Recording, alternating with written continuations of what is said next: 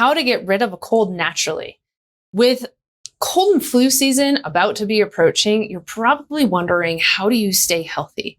If that sounds familiar, then you are in the right place, because I'm here to answer that question in today's video. So let's get started.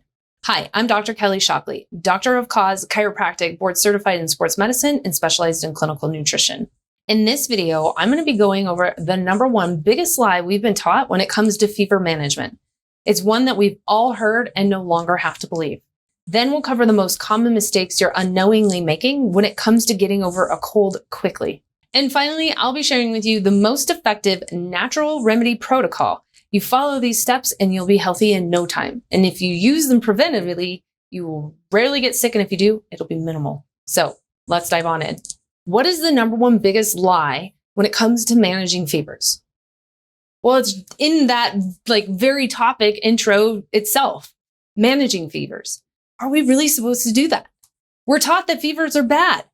But what we know is that fevers are part of our body's ability to, what its natural defense is, to kill off bacteria, viruses, whatever is in our system.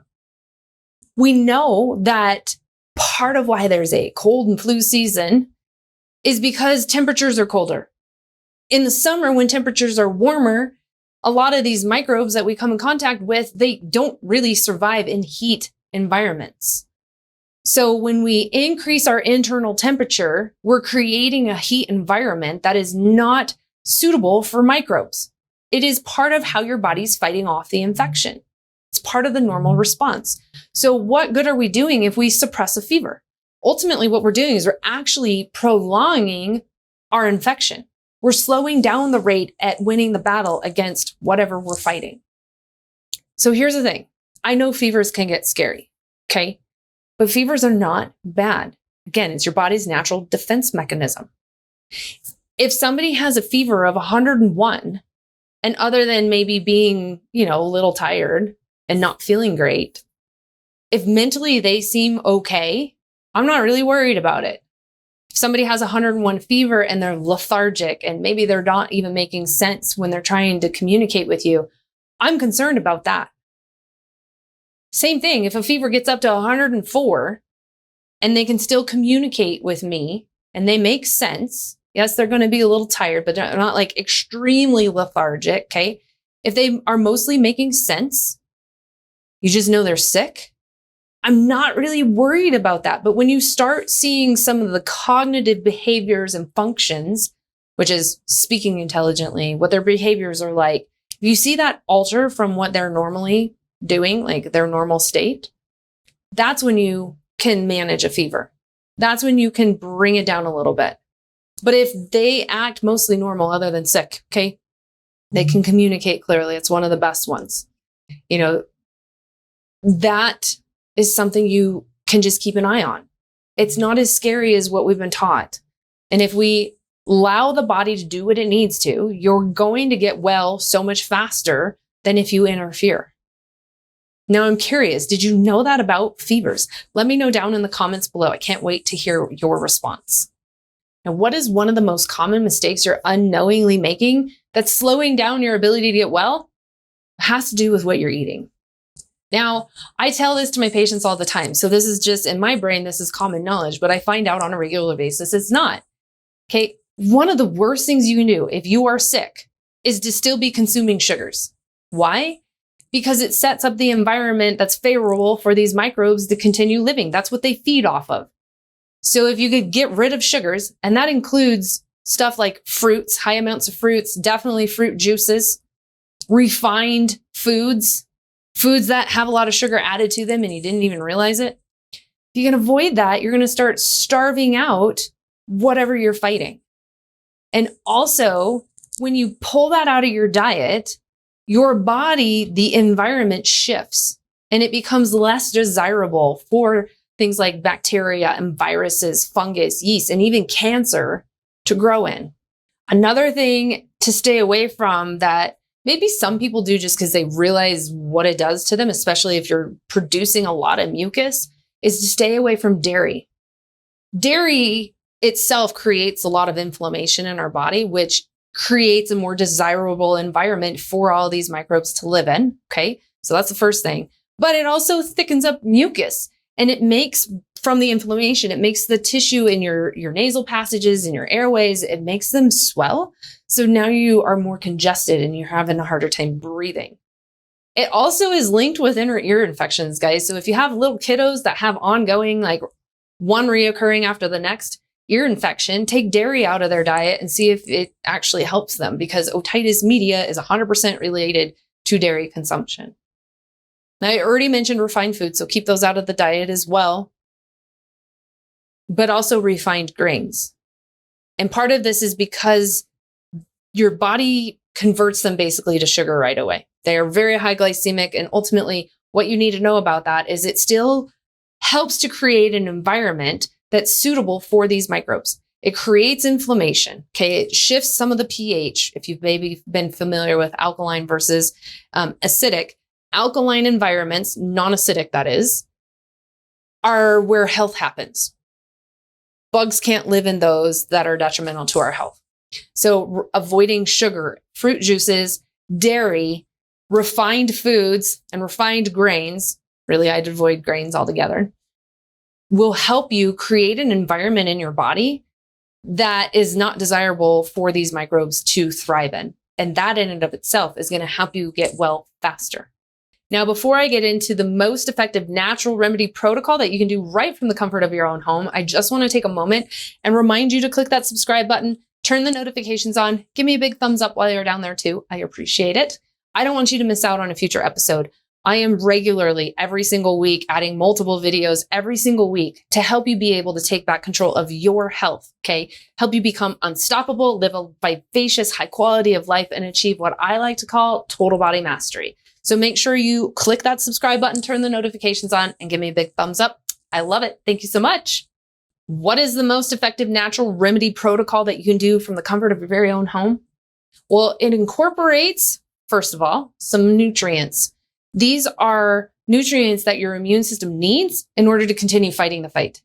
I do a version of this pretty much ongoing, just to make sure I have in place what my immune system needs to help make sure that it is functioning at its highest level always. And then I'll beef it up if I ever feel like I'm starting to come down with something. So I want to share with you what my go-to nutrients are that I keep on a regular basis. The first one is, of course, the powerful antioxidant vitamin C. Okay. I take vitamin C regularly because there's a lot more that it is needed for, like your circulatory system. All your blood vessels need vitamin C in order to be healthy. Your tissue in your cartilage, the collagen formation, it needs vitamin C. Like there's so many different things vitamin C does in addition to helping your immune system fight the fight. So I just take vitamin C on a regular basis.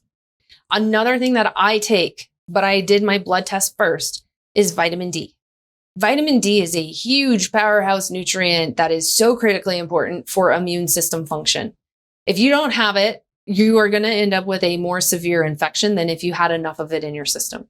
But I do urge you to get a blood test first because it is a fat soluble vitamin, which means you can get toxic levels of it. Now, most of the people that I've tested through the last number of years are deficient in it, but still it's helpful for you to know because that also allows you to know what dosing you should be taking. Again, this is another thing that I take every single day of the year is vitamin D. Okay. Something else that has been added more recently into my regimen, just because it's important outside of our immune system as well, is zinc. Okay. Zinc and magnesium. 80% of everything that happens in your body, all the biochemical processes require magnesium. And the other 20% require zinc. And both of those actually are really important for immune system function. So those I also have in my daily regimen. These next two are ones that I will add in if I feel like I'm starting to come down with something. Olive leaf extract and elderberry. Ooh, and there's a third one, oregano oil. Those are powerhouse nutrients that really, like, I have one that's actually a combination. And you guys, if you want to look for it, it's called Olive Defense. Go in the description below this video. If you open that, scroll down to where it says resources. It will give you a link for the supplements I use with my patients. You can go on and order supplements directly that I am using with my patients. There's one called Olive Defense. It's olive leaf extract and it's elderberry. And it's like, oh, these things are awesome. My boyfriend calls them nuclear pills because they work so well. You can actually feel them working. And all I do, if I feel like I wake up and I'm like, I'm kind of feeling off, I'll take one of those in the morning and one at night. I'll do that for maybe 2-3 days and I'm golden again. I don't get sick. Okay. Not even through the chaos of what we've gone through. I don't get sick. So that is kind of my go-to as far as nutrition goes. There is a lot to be said for adding good quality nutrition in. I would make sure you're getting your nutrition from somebody like myself, a natural healthcare provider, or going to your natural health food stores, not getting it from the big box, bulk food stores, because you do kind of get what you pay for. While you don't have to spend the most amount of money, you do want to make sure you're getting a quality supplement. Something else that works really well if you are already feeling down and out, like these are great natural remedies that you can add in just when you're feeling sick. One of my go-tos is bone broth. We've been taught like grandma's chicken soup is what like cures everything. It's probably because of the broth that's in there, not necessarily everything else that you're consuming. Bone broth is grandma's chicken soup broth on steroids. Okay. Without the steroid effect. Bone broth is really good for you. Well, if you've never made it, it's the same way you would make a chicken stock. Like you put your chicken, the carcass, all of that in there with water, you let it boil. Bone broth just allows it to boil longer. And ultimately what that allows it to do is the nutrients that are in the bone and the connective tissue of the bones that you have in there are able to break down a little bit more. So you get more of that nutrient density into the broth itself. Now, if just sipping on bone broth is not something that sounds very palatable to you, that's fine. If you're going to make like a homemade chicken soup, use a bone broth instead because you're getting more bang for your buck out of what you're putting in your system. Bone broth is super healing to the gut. And the gut is where 70% of your immune system lives. So if you can help soothe and nurture the gut, you're actually strengthening the immune system as well. Another thing to do, which you should be doing anyway, is making sure you're staying properly hydrated. Okay. When we're not feeling awesome, it can be a little bit more difficult to push, but the goal is to drink half of your body weight in ounces per day. No more than 3 quarts though. That's no more than 96. So if you weigh over 200 pounds, don't go above 96 ounces unless you're going to add more electrolytes in, your calcium, magnesium, sodium, and potassium. You can drink too much water, but you can also drink not enough water. And we know that. So drink half your body weight in ounces per day on an ongoing basis, definitely when you are sick. Okay. Your body needs that in order to help clear out what it's trying to remove from your system. Another great kind of concoction that can be really soothing to the respiratory system and soothing, help open up sinuses, soothing to the throat, is sipping on hot water with lemon and cinnamon in it and a little bit of local, if you can get it, honey. Not huge amounts of honey, but a little bit. Okay. That's just, like I said, it's really soothing to the throat and it actually can help open up airways, open up the sinuses, and you can do that on an ongoing basis when you're not feeling so hot. 2 other go-tos that you can incorporate into some of your cooking, just ongoing, would be garlic and also ginger. Super good for the gut, super good for the immune system, just things that you can eat, like I said, ongoing, but definitely if you're not feeling great and you can tolerate it, maybe just slip in some ginger tea. If you're going to do some cooking, make sure it has some garlic in it. That way you can just give your body that much more help to fight these things off. And another one of my favorite ads that is super easy, we have diffusers for essential oils in our office, at the clinic, at the home, above my child's bed, next to mine as well.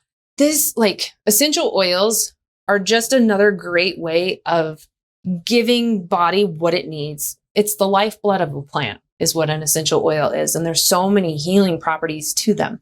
So diffusing them in your atmosphere is another way to just provide more good input and more goodness into your body that can help you really heal faster. Plus, it helps open up airways. It can help manage some of the symptoms that you're experiencing. So some of my go-tos, if people are not feeling super healthy around us, is, of course, we'll use eucalyptus, clove. Frankincense is frankincense is so good. It's a cure-all for all things. So frankincense, doing some oregano, and then also peppermint oil. And honestly, you can't really go wrong when it comes to essential oils. So you will get benefit from putting them into your atmosphere. Like I said, I have one that sits over my child's bed. He does have some allergies. So I use a lot of essential oils with him for allergies to help just him be able to breathe better. And he does so much better when we do that consistently than if I'm not. So these are my go-to really effective natural remedies that you can use all throughout the year, which is going to help basically you be stronger so you don't fall victim to a cold or a virus or whatever. But also, if you do start feeling crummy, implement these immediately. The sooner you can do that, the faster you're going to get well. Now, something that we didn't get a ton into, I shared more of what foods should you not be eating, are foods that you can actually eat that contain a lot of these amazing nutrients that help your body be able to function at a higher level, give your immune system what it needs in order to fight the fight, and just help you be healthier overall. I am not going to go through all of that right now, but I have something for you. Go beneath this video into this description again. Click on the description so it expands. Now just scroll down until you see the immune boosting recipes. If you incorporate some of these foods into your regimen on a regular basis, you're just going to get that many more nutrients out of your food that will help you stay healthy through this next cold and flu season, which really we know is a vitamin D deficiency season. Okay. So go down there, get those immune boosting recipes. Just tell me where I need to send them and you will have instant access. I appreciate you being here. Hopefully today was insightful and you're more like armored with what you need in order to stay healthy this rest of the quarter. All right, guys, I appreciate you. Thanks so much for being here. We'll see you on a future episode. God bless.